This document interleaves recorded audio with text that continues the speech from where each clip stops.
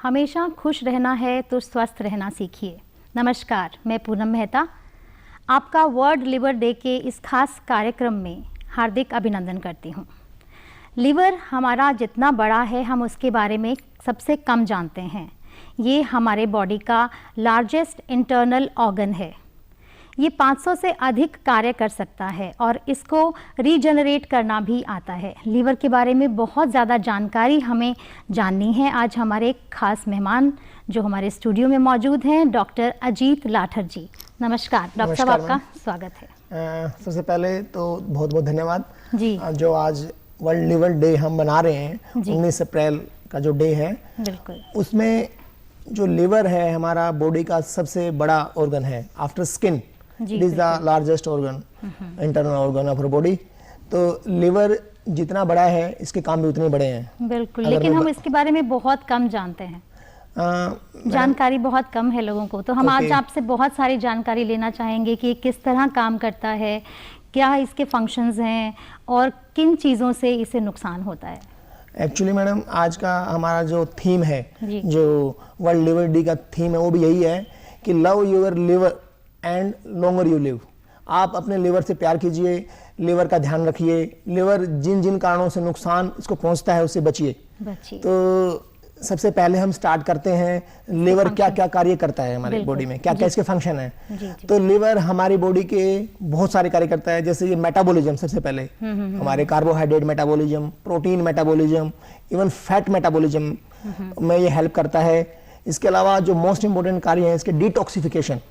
What ever you eat, liver and kidney the organ of our body, the main work of these two organ are detoxification। जी, आपने कहा metabolism, तो इसको हम आम भाषा में समझना चाहेंगे कि ये क्या कार्य करता है। जैसे सपोज हमारे डायबिटीज के पेशेंट हैं, उन पेशेंट्स में जो है ना शुगर का लेवल बहुत हाई हो जाता है। तो जो लिवर है, लिवर वो जो शुगर को हमारी बॉडी में नियंत्रित करके रखता है, ना उसको ज्यादा होने देता ना कम होने देता।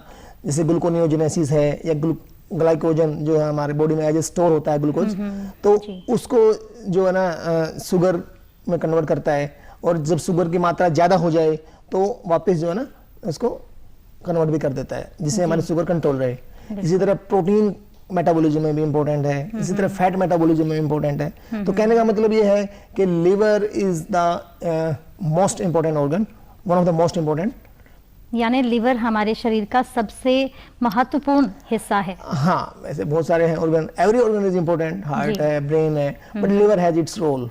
जी, तो इसके क्या क्या फंक्शंस हैं डॉक्टर साहब? जैसे हमने पढ़ा कि ये 500 से ज्यादा कार्य करता है, तो मेनली क्या क्या कार्य करता है हमारे शरीर में? हमारे शरीर में बेसिकली जितने भी हमारे केमिकल रिएक्शंस होती हैं, आप ऐसा कह लें कि जैसे हम खाना खाते हैं, कुछ भी हम खाते हैं तो इसका कार्य शुरू हो जाता है। जैसे हम खाना खाते हैं, खाना खा के हमारी भोजन नली से खाना जाता है, स्टमक में जाता है। स्टमक के बाद जो है ना फिर जैसे हमारे लिवर तक पहुंचता है वाया द वेसल्स। तो जैसे ही ये लिवर में जाएगा तो वहाँ अलग अलग काम हैं, जैसे फैट मेटाबॉलिज्म है, ग्लूकोज मेटाबॉलिज्म है, प्रोटीन मेटाबॉलिज्म है, डिटॉक्सिफिकेशन है। जो भी केमिकल हमने लिए हैं उनको छानने का काम करता है एक तरीके से, जो हमारी बॉडी के लिए हानिकारक हैं उनको डिटॉक्सिफाई करता है। जो हमारा यूरिया साइकिल है जो इतना इंपॉर्टेंट है, वो लिवर के अंदर होता है। तो इवन जो हमारे इन्फेक्शियस एजेंट हैं वो जो हमारी बॉडी में जा रहे हैं, जो हमें इन्फेक्शन करते हैं, उनको भी कंट्रोल करता है ये। यानी कि जो भी हम खाते हैं वो खाना जाके लिवर में फिल्टर होता है एक तरह से, इसे फिल्टर ऑर्गन भी कहते हैं, डिटॉक्सिफिकेशन ऑर्गन कह सकते हैं। जी जी जी। डिटॉक्सिफिकेशन को हम थोड़ा विस्तार से समझना चाहेंगे डॉक्टर साहब। डिटॉक्सिफिकेशन जैसे आप कोई भी केमिकल है, सपोज करो हमने कोई भी खाना खाया फूड के फॉर्म में या वाटर के फॉर्म में, और उसके अंदर कोई भी केमिकल है जैसे अल्फा टॉक्सिन्स हैं या कोई भी पेस्टिसाइड्स हैं, तो जब लिवर में वो पहुंचेंगे वाया द ब्लड वेसल्स हमारे, तो जब लिवर में जाएंगे तो लिवर वहाँ पर एंजाइमेटिक रिएक्शन करता है और हमें बचाता है। मतलब तो यानी अगर हम कितना भी ध्यान रख लें खाने पीने का, कुछ केमिकल्स हमारे शरीर में पहुंच ही जाते हैं, तो लिवर उनको शरीर से अलग करने का महत्वपूर्ण कार्य करता है। डॉक्टर साहब, आजकल एक आम लैंग्वेज में हम सुने तो एक फैटी लिवर नामक बीमारी भी काफी हम देखते हैं, तो इसके बारे में हम जानना चाहेंगे। मैडम, जैसे फैटी लिवर है इसके बहुत सारे कारण हैं। तो जैसे मैं बात करूं लिवर डिजीज के जो कारण हैं, हाँ जी। उन वही कारण फैटी लिवर के भी है मोस्ट कॉमन, क्योंकि एक स्टेज होती है। पहले सपोज करो हेपेटाइटिस है, फैटी लिवर है, उसके बाद उसको सिरोसिस हो गया, फिर लास्ट में हेपेटोसेलुलर कार्सिनोमा। तो ये सारी स्टेजेस हैं। तो फैटी लिवर के भी कारण हैं, जैसे मोस्ट कॉमन अगर मैं बात करूं तो लाइकर या alcohol, the most common cause of liver damage is alcohol in our India. उसके बाद है इन्फेक्शन। जैसे इन्फेक्शन में बात करूं तो हेपेटाइटिस बी और hepatitis C, you know the hepatitis B or C one of the leading cause of our liver disease, यानी हेपेटाइटिस बी और सी yes yes सबसे घातक बीमारियों में से हैं जो लिवर की आज हम माने जाती हैं, जो हम फेस कर रहे हैं। वैसे तो हेपेटाइटिस ए भी है, ई भी है, बट वो मौसम के अनुसार होते हैं कई बार, लेकिन बी और सी वो हमेशा है, वो एक बार हुआ है तो वो काफी डेंजरस है। और मैं इसलिए बताना चाहता हूँ कि हमारे सिविल हॉस्पिटल हिसार के अंदर बी और सी का अलग से क्लिनिक है, जहां हम फ्री ऑफ कॉस्ट पेशेंट को ट्रीट करते हैं, पेशेंट के टेस्टिंग फ्री हैं। और मंगलवार और शुक्रवार 2 दिन हमने रखे हुए हैं our hepatitis clinic, mainly B and C. पहले सी का होता था, अब बी का ट्रीटमेंट भी स्टार्ट हो गया है फ्री ऑफ कॉस्ट। तो ये तो बहुत अच्छी जानकारी हमारे दर्शकों को मिली आपके माध्यम से कि वो भी सिविल हॉस्पिटल हिसार में जाकर अपने इन बीमारियों का इलाज मुफ्त में ले सकते हैं। हाँ जी। जी डॉक्टर साहब, इसके अलावा एक आम आदमी कैसे पहचाने कि उसे लिवर की कोई भी डिजीज हो रही है या कोई ऐसे सिम्टम्स जिससे हम पहचान पाएं? जैसे मैडम आपने फैटी लिवर की बात की थी, तो फैटी लिवर कई बार सिम्टोमेटिक नहीं होता, पेशेंट को पता नहीं लगता कि मुझे फैटी लिवर हो रहा है। उसको सिर्फ पता है कि वो अल्कोहल लिए जा रहा है, उसको ये भी नहीं पता होगा कि हेपेटाइटिस बी और सी का उसको इन्फेक्शन हो गया है। वो सर वो जब रूटीन टेस्ट कराएगा तभी उसको पता लगेगा कि हाँ मेरे लिवर में कुछ चेंजेस हो रहा है। तो रूटीन टेस्ट तो तभी करवाएंगे ना सब, कोई सिम्टम होंगे, कुछ प्रॉब्लम होगी तभी हम पेशेंट को इंडाइजेशन होगी, पेशेंट को पेन हो गया सपोज करो, कभी इन्फेक्शन हो गया उसको, इवन मलेरिया डेंगू भी हो गया, कोई भी वायरल इन्फेक्शन हो गया उसको, तो कई बार पेन होती है हमारी एब्डोमेन में राइट साइड में, कई बार वायरल हेपेटाइटिस बोलते हैं उसको, तो उसमें वो आगे फिर फैटी लिवर कर सकता है।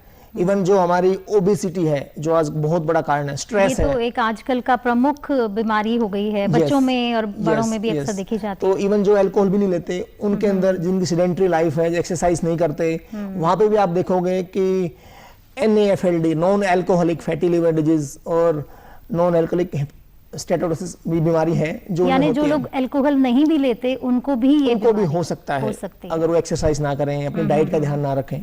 बिल्कुल।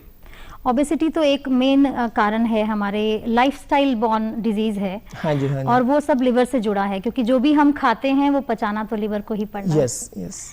तो इसके अलावा लिवर की ऐसी कौन सी बीमारियां होती हैं जिनके सिम्टम्स हम अपने आप से, अगर मैं अपनी जांच करना चाहूँ? आपको लिवर का अगर सिम्टम देखना है तो मोस्ट कॉमन मैम जॉन्डिस आप देखेंगे, पीलिया जैसे देसी भाषा में बोलते हैं। आंखें जो है ना, कोई भी देख के बता सकता है कि आंखें येलोइश हैं। इवन पेशाब जो है वो भी पीला आता है। कई बार बॉडी में इचिंग होती है, कई बार पेशेंट जिनको जॉन्डिस है लंबा, अगर उसको ऑब्स्ट्रक्टिव जॉन्डिस है, उसको स्टोन है, सीबीडी में स्टोन है, या फिर आगे जाके वो स्टोन और ऑब्स्ट्रक्शन कर रहा है, तो इचिंग होगी उसको। तो ये एक फैक्टर है जो हमारा ऑब्स्ट्रक्टिव और नॉन ऑब्स्ट्रक्टिव जॉन्डिस को डिफर करता है, मतलब इचिंग होती है ऑब्स्ट्रक्टिव जॉन्डिस में।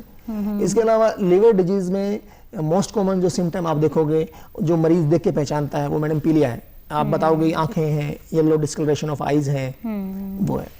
आपने कहा जॉन्डिस से पहचान सकते हैं, लेकिन जॉन्डिस भी काफी समय बाद ही पहचान में आता है, जब आपकी आंखों में दिखने लगता है, या अदरवाइज तो इंडाइजेशन तो हम एक नॉर्मल, लॉस ऑफ एपेटाइट है, लॉस ऑफ इंटरेस्ट है, जी। ये सब है, ये सब इसके सिम्टम है। डॉक्टर साहब, एक्यूट डिजीज और क्रोनिक डिजीज लिवर डिजीज में क्या अंतर है? मैम एक्यूट डिजीज जो है हमारी, वो within week, within 1 month present करेगा। और जो एक्यूट है वो मोस्टली जैसे एक्यूट वायरल हेपेटाइटिस हो गया उसको, या अभी एक्यूट कोई पॉइजनिंग है, कई बार पैरासीटामोल की गोली है जो हम खाते हैं डॉक्टर के बगैर प्रिस्क्रिप्शन पे, अगर हम ज्यादा गोली खा लें वो, बिल्कुल, तो paracetamol poisoning is one of the important cause of the liver disease. Even अगर पैरासीटामोल हम खाते रहें तो जैसे 10 से 15 गोली कोई खा ले, 15 गोली खा ले एकदम, तो एकदम टॉक्सिसिटी कर सकता है वो।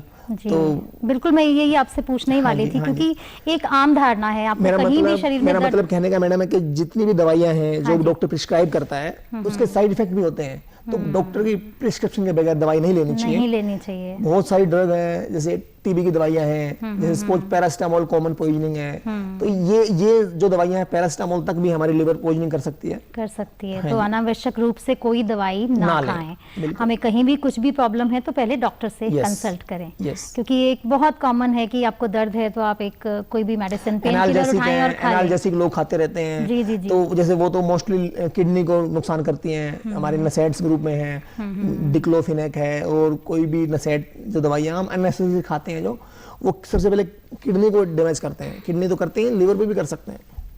काफी मात्रा में लोग अल्कोहल का सेवन करते हैं, धूम्रपान करते हैं। हाँ जी। तो ये कहाँ तक लिवर को डैमेज करता है और कितने हद तक हमें इनसे सेफ रहना चाहिए? ऐसा है मैडम, जितना कोशिश हो उसके दूर ही रहें, इनको मतलब अवॉइड ही करें, क्योंकि लोगों को लत लग जाती है। एक बार उनको शौक लगा तो वो ज्यादा मात्रा में लेते हैं, फिर कंट्रोल नहीं होता उनसे। तो इस तरह अल्कोहल है, अल्कोहल प्रीवियसली तो ये एक मेडिसिन की तरह होती है, लोग यूज करते हैं, लेकिन बाद में जो है ना जब इसकी आदत पड़ती है तो फिर ये हमारे लिए टॉक्सिक है। कोई भी मेडिसिन, कोई भी ड्रग हम ज्यादा लेंगे तो टॉक्सिक है। तो अल्कोहल एक नंबर 1 कोज है जो हमारी लिवर सिरोसिस, एक लिवर सिरोसिस में टर्म बताना चाहूंगा। जब लिवर सिरोसिस की एक स्टेज आती है, जब लिवर डैमेज होता है, फैटी लिवर जैसे फिर लिवर सिरोसिस में जाएगा, तो वहां पे इरिवर्सिबल चेंजेस आते हैं, तो वहां से हम वापस नहीं जा सकते, नॉर्मल लिवर की तरफ नहीं जा सकते। यानी ऐसे नुकसान हो सकता है जिसकी भरपाई मुश्किल है, और वो फिर सिरोसिस ऑफ लिवर है, वो later it can cause cancer, hepatocellular carcinoma, जो कि एक मतलब लाइलाज बीमारी है, और उसमें फिर लिवर ट्रांसप्लांट करना पड़ता है। इसके क्या सिम्टम होते हैं डॉक्टर साहब? मैडम जैसे आपको पता लगेगा कि पहले से ही पेशेंट को लिवर की प्रॉब्लम है, वो जो है ना इवन जैसे सिरोसिस में आता है, तो जो मोस्ट कॉमन सिम्टम होते हैं, पेशेंट जैसे ब्लीडिंग के साथ आएगा, कई बार पता लगेगा कि उल्टी में या जो है ना लैट्रिन के रास्ते खून आ रहा है, इवन जैसे हमारे एसाइटिस हो गया है, पेट का साइज बढ़ गया है, और जो है ना पेशेंट का वीक हो गया है, बिल्कुल हाथों में ट्रेमर है, आप बोलो हाथ को सीधा करने के लिए उसका हाथ बिल्कुल फ्लैपिंग ट्रेमर, ऐसे ट्रेमर करेगा, वीकनेस होएगी, कांपने लगेगा जी। और हाथों में जो है ना एक पामर एरिथमिया बोलते हैं इसको, हाथ रेड हो जाएंगे, हमारी बॉडी में निशान हो जाएंगे, स्पाइडर नेवाई बोलते हैं, जैसे आप कहते थे एलर्जी जैसा कुछ, आम आदमी को लगेगा जैसे एलर्जी जैसा है, एलर्जी हो गया। हाँ, जैसे और भी सिम्टम है, जैसे कोई जो फैटी आदमी होते हैं उनमें आप देखोगे कि जो फेस है वो हैवी हो जाता है, पैरोटिड की स्वेलिंग हो जाती है हमारे फेस की। तो ये सब सिम्टम है कि आपको लिवर में कहीं ना कहीं कुछ इशू है, कुछ प्रॉब्लम है, तो आपको तुरंत डॉक्टर से संपर्क करना चाहिए। डॉक्टर साहब, डिटॉक्सिफिकेशन हम लिवर के थ्रू किस तरह कर सकते हैं? ऐसा क्या हम अपना खान पान रखें, अपनी दिनचर्या क्या रखें जिससे हमारा लिवर स्वस्थ रहे? मैम आपने ये बड़ा अच्छा क्वेश्चन पूछा कि जैसे आम आदमी या फिर जो घरेलू आदमी कैसे अपने लिवर को सुरक्षित रख सकता है। जी। तो सबसे अच्छा तरीका, एक जैसे मैं कैंसर की बात करूं तो कैंसर को भी हम वैक्सीन से बचा सकते हैं। हेपेटाइटिस बी वैक्सीन मैं बात करना चाहूंगा, अब हमारे सभी साथियों को संदेशा जाए कि जैसे हेपेटाइटिस बी भी बड़ा कॉमन है, बाद में ये सिरोसिस करता, कैंसर करता है अगर हम इसका इलाज ना लें तो। एक तो हेपेटाइटिस बी का इलाज तो होता ही होता है हमारे पास, फ्री में जो दवाइयां देते हैं। इसके अलावा बीमारी से बच सकते हैं, हेपेटाइटिस बी का वैक्सीनेशन करवाना चाहिए सबको, पहले से ही कराना चाहिए। यस, कोई भी आदमी जाके अपना वैक्सीनेशन करवा सकता है। 3 डोज लगती है, 016 पहले जैसे आज लगी, 1 महीने बाद, फिर 6 महीने बाद टोटल, तो 3 डोज लगने के बाद आपको हेपेटाइटिस से बचाव होएगा। हेपेटाइटिस भी होगा ही नहीं, अब जाने अनजाने में कई बार हम इन्फेक्शन कैच कर लेते हैं, तो फिर हम बीमारी से बच सकते हैं, तो ऑटोमेटिकली हम सिरोसिस या कैंसर से बच सकते हैं। Number 1 vaccination. नंबर 2 मैंने बताया एक्सरसाइज। जैसे हर इंसान जो आजकल इतना बिजी है, स्ट्रेस है, जैसे कोरोना भी चल रहा है, तो लोग अब तो घर से नहीं निकलते, निकलना भी नहीं चाहिए, लेकिन जब मौसम ठीक हो जाएगा फिर हमें जो है ना हफ्ते में 5 दिन कम से कम एक्सरसाइज को देना चाहिए, कम से कम 30 minute 30 minute in the day, कि आप ब्रिस्क वॉक करें, एक्सरसाइज करें, जो भी आप जिम कर सकते हैं, हल्का फुल्का कर लें, जो भी आप करें, जो भी आपको कंफर्टेबली अच्छा कर लगे। सकते हैं। हाँ, डॉक्टर साहब लॉकडाउन में तो घर में बैठ के भी एक्सरसाइज, घर में बैठ के योगा, भी मैडम आप प्राणायाम, घर पे आप जैसे अपने इंडोर है या जैसे आप करना चाहें एक्सरसाइज, बाहर बैठ के योगा कर लें, भाई थोड़ा सा सांस तेज ले लें, किसी भी तरह की आपको एक्सरसाइज जरूर करनी चाहिए अगर हमें लिवर को स्वस्थ रखना है। हाँ जी। तीसरा और इम्पोर्टेंट चीज है डाइट, आपने पूछा था जी। डाइट भी इम्पोर्टेंट रोल है। डाइट में जैसे हम बात करें एप्पल, आंवला, जितने भी ये फ्रूट्स हैं, पपाया, पपीता वगैरह, ये बहुत अच्छी हैं हमारे खासकर लिवर के लिए। हाँ जी, तो हमें फल फ्रूट का भी सेवन करना चाहिए जी। हाँ। खास यही 3 फल या फिर हमें मौसमी फल ले सकते हैं। लेकिन जैसे कई हमारे फ्रूट्स हैं, जैसे जो हमारी बॉडी को जैसे ओवर ईटिंग ना करें हम, जैसे हमारी ओबेसिटी को बढ़ाए, जैसे हमें अपना BMI जो ना बॉडी मास इंडेक्स, उसको कंट्रोल रखना चाहिए। बॉडी मास इंडेक्स यानी आपका जो शरीर के हाइट के अनुसार जो आपका वेट है वो हमें कंट्रोल करना चाहिए। तो वो जैसे ओबेसिटी है वो पता लग ही जाता है, जो सीडेंटरी लाइफस्टाइल है, तो उनके लिए मेरी सलाह है कि ज़्यादा से ज़्यादा अपने लिवर का ध्यान रखें, दवाइयाँ टाइम पे लें। आपकी BP और शुगर की जो दवाइयाँ चल रही हैं, जो हमारी इतने कॉमन पेशेंट हैं, उनकी दवाइयाँ डॉक्टर के पूछ के लें, लिवर के टेस्ट कराएं। आपकी सपोज किसी को TB है तो TB के पेशेंट वो दवाइयाँ नॉर्मल दवाई नहीं ले सकता, अगर उसको लिवर टेस्ट उन्हें करवाए हैं, बीच में डॉक्टर को फॉलो किया है, तो कुछ दवाइयाँ उसकी बंद हो जाती हैं। आइसोनियाजाइड है, रिफेम्पिसिन है, कुछ दवाइयाँ नहीं लेनी चाहिए उनको। हाँ, मतलब कम कर देते हैं, पायराजिनामाइड जो मोस्ट लिवर टॉक्सिक है। जी जी जी। तो डॉक्टर साहब, खाने पीने की तो ये हमने बात करी, सही समय पर खाने का भी कुछ लिवर से कनेक्शन है? मैम देखो, कुछ लोग ऐसे होते हैं ना जो दिन भर कुछ ना कुछ खाते रहते हैं, या कुछ लोग बड़े सही समय पर खाते हैं, तो क्या इस तरह समय पर खाने पीने का भी लिवर से अगर हम अपनी आदतों को टाइम अनुसार ढालते हैं, टाइम पे खाना खाते हैं, तो हमारी बॉडी का जो इंडाइजेशन सिस्टम है वो भी उसी हिसाब से सेट हो जाता है। अगर आप दिन में 3 बार खाना खाते हैं, टाइम पे खाना खाते हैं, तो ऑटोमेटिकली आपकी नींद भी अच्छी होती है और आप एक्सरसाइज के लिए टाइम भी निकालते हैं। तो वो सारी चीज़ें का बिल्कुल लिंक है, टाइम के अनुसार ही अपना टाइम टेबल आपको बनाना चाहिए, उसके अनुसार खाना खाना चाहिए। जैसे आजकल के बच्चे हैं वो लेट नाइट तक पढ़ते हैं, तो वो बीच बीच में कुछ ना कुछ लेट नाइट में भी खाते रहते हैं, स्नैकिंग। बिल्कुल बिल्कुल। तो क्या ये कितना हद तक लिवर के लिए है? ऐसा मैम, जैसे जंक फूड है, कोल्ड ड्रिंक्स वगैरह है, वो बच्चों को तो अवॉइड करना चाहिए, नहीं देनी चाहिए। होममेड जो खाना है वही देना चाहिए, घर का खाना ही खाएं। हाँ जी, बिल्कुल। डॉक्टर साहब, ऐसी कोई चीज़ें हैं जो खाने पीने से या जो अपनी लाइफस्टाइल में हम शामिल करें तो हम अपनी लिवर को खुद ही डिटॉक्सिफाई कर सकते हैं, उसे खुद ही स्वस्थ रख सकते हैं? ऐसी कुछ खास चीज़ें करने से, कोई एक्सरसाइज या ऐसा? पर्टिकुलर एक्सरसाइज तो ऐसा नहीं है कोई, बट ये कि आप जरूर सैर करें, जो अभी हमारी बात हुई थी कि खाने का ध्यान रखें, अपनी डाइट्स को जो है मॉडिफाई कर सकते हैं, अपनी डिजीज का जो ध्यान रखें, डॉक्टर की सलाह लें। अगर लिवर में कोई भी प्रॉब्लम हो गई है हमें, हाँ जी, तो लिवर ट्रांसप्लांट हमने सुना है, और हमने सुना है कि लिवर हम आधा भी किसी को डोनेट कर सकते हैं, जैसे और ये अपने आप को रीजनरेट भी कर सकते हैं। शुरू में ही बताया था कि लिवर की रीजनरेशन कैपेसिटी बहुत अच्छी है। तो इसका मतलब है कि हमारे लिवर के अगर 8 पार्ट हैं जो हम एनाटॉमिकली डिवाइड करते हैं 1 से 8 में, अगर हम 8 हिस्से हैं छोटे छोटे, अगर उसका हम एक हिस्सा लेके एक किसी नीडी पर्सन को देते हैं, तो वो अपने आप में काफी है, वो रीजनरेट हो जाता है और पूरा का पूरा लिवर एक तरीके से उसके लिए हेल्प हो जाती है। जैसे लिवर ट्रांसप्लांट हम अपने क्लोज रिलेटिव को दे सकते हैं जिसको नीड है, तो उसमें जो ट्रांसप्लांट के लिए दे रहा है उसको भी डरने की जरूरत नहीं है, उसका भी लिवर सेफ रहेगा। सिर्फ उसका एक छोटा सा पार्ट लेंगे जो कि बिकॉज ऑफ इस रीजनरेशन कैपेसिटी, जो सामने जो डोनर है जहाँ पे वो जा रहा है वहां पे भी एक दूसरे लिवर की तरह काम करेगा और उसको एक नई जिंदगी दे सकते हैं। जी, तो क्या अगर कोई अपना आधा लिवर डोनेट कर देता है तो फिर उसको अपने लाइफस्टाइल में या रूटीन में कुछ दिक्कतें आ सकती हैं? मैम, डॉक्टर की सलाह के अनुसार आप जैसे दवाई लेंगे और उसके बाद आपको कोई दिक्कत नहीं है, थोड़ा रेस्ट करेंगे ऑपरेशन के बाद 1 से 2 महीना, उसके बाद कोई दिक्कत नहीं है, he will do normal function as. एक आम आदमी जो लिवर डोनेट करना चाहता है वो किससे संपर्क करे? जैसे लिवर की जो बीमारियां हैं, क्रोनिक डिजीज हैं, जहाँ पे लिवर एंड स्टेज में पहुंच चुका है, तो ऐसे पेशेंटों को हमें लिवर की जरूरत पड़ती है। तो हमारे यहाँ खास करके जैसे PGI चंडीगढ़ में है, इस तरह जहाँ या फिर जो बड़े हॉस्पिटल्स हैं जैसे दिल्ली में, वहाँ पे ट्रांसप्लांट होता है। हमारे यहाँ जैसे सबसे बड़ा इंस्टीट्यूट PGI, वहाँ तो नहीं हो रहा है अभी, तो कोशिश करें कि एक नंबर्स होते हैं इनके, फ़ोन नंबर पीजे चंडीगढ़ का या हमारे एम्स है, यहाँ पे जो बड़े हॉस्पिटल हैं वहाँ कॉन्टैक्ट करना चाहिए।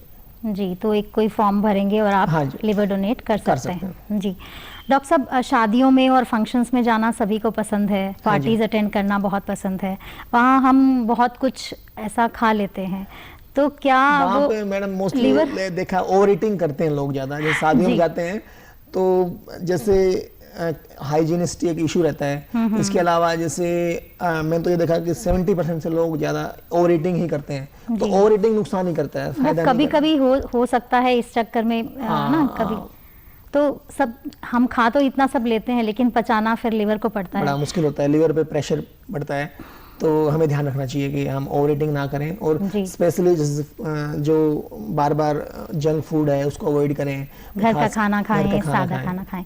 डॉक्टर साहब, अब मैं आपसे कुछ ऐसे सवाल चाहती हूँ जिनके शॉर्ट में आंसर। हमारा लिवर कब खुश होता है? कुछ ऐसी चीजें जिससे हमारा लिवर खुश होता है।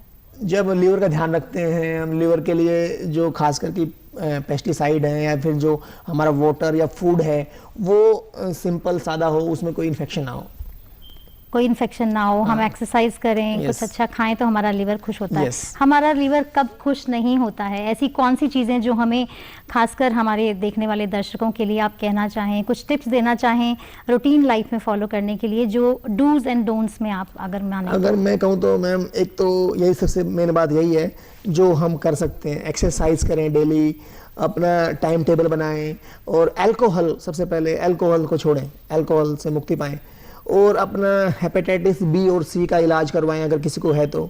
जो हमारी बेल्ट है खास करके सिरसा रतिया बेल्ट है या फिर हमारे हिसार में यहाँ भी बहुत सारे पेशेंट हैं जो बी और सी के हैं, उनको अपना इलाज टाइम पे लें। जब वो बी और सी ठीक होगा तो ऑटोमेटिकली हमारी जो लिवर का एंड स्टेज है वो हम प्रिवेंट कर सकते हैं। इसके अलावा और भी बहुत सारी बीमारियां, इन्फेक्शन, कोई भी इन्फेक्शन है, मलेरिया, डेंगू या कोई भी इन्फेक्शन है जो वायरल इन्फेक्शन है, उसका टाइम पे इलाज लें, क्योंकि वो भी अगर लाइलाज है तो फिर लिवर को असर डालता है, तो लिवर को डैमेज कर सकता है।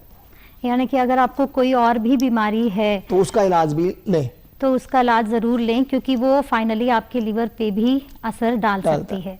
तो वर्ल्ड लिवर डे है आज 19 अप्रैल, इस पर कुछ खास आप अपने दर्शकों को कुछ संदेश देना चाहेंगे? देखो, मैं तो यही कहना चाहूँगा, लव यूर सेल्फ, अपने आप को पहचानो। तो इसके लिए जरूरी है, जो आज का थीम है, love your liver so that you can live longer. Yes, madam. Every part of our body is important. But today we are celebrating Liver Day, so we should focus our liver also. जी sir. Doctor साहब, इसके अलावा कुछ ऐसे normal symptoms, जैसे आप कहते हैं कि लिवर की डिजीज कुछ भी होती हैं, तो उसके सिम्टम्स नहीं आते, जैसे फैटी लिवर, ये आपने बताया। हाँ, इसका कुछ अगर हमें कुछ है ही नहीं तो फिर हम डॉक्टर के पास किस लिए जाएंगे? तो कुछ ऐसे आम सिम्टम, आम लक्षण, एक आम जनजागरण, मैं ये बताना चाहूंगा कि हमें रेगुलर हेल्थ चेकअप, जैसे एक रेगुलर हेल्थ चेकअप बहुत जरूरी है। जो हमारे 30+ जितने भी हमारे अडल्ट हैं या आफ्टर 45, तो एवरी 6 मंथ ये होना चाहिए कि जहां हम अपने नॉर्मल टेस्ट करा पाएं। उसमें जैसे लिवर फंक्शन टेस्ट है, बहुत सारे तो लिवर फंक्शन टेस्ट से हम आइडिया लगा लेते हैं कि लिवर पे असर है या लिवर कुछ डैमेज हो रखा है। तो फिर जैसे हम अल्ट्रासाउंड कराते हैं, उसके बाद CT स्कैन कराते हैं, तो ये टेस्ट तो हम बाद में कराएंगे, पहले नॉर्मल टेस्ट कराएं, नॉर्मल चेकअप कराएं। हर नॉर्मल टेस्ट मतलब जैसे ब्लड टेस्ट है, जैसे हमारा यूरिन टेस्ट है, जैसे तो इसी तरह शुगर है, जैसे BP कराते हैं, इसी तरह रूटीन हमारे ब्लड टेस्ट है, उसमें लिवर फंक्शन टेस्ट आते हैं, वो हमें कराना चाहिए। जी, तो यानी 30 के होने के बाद से ही आपको अपना एक रेगुलर चेकअप कराते रहना चाहिए।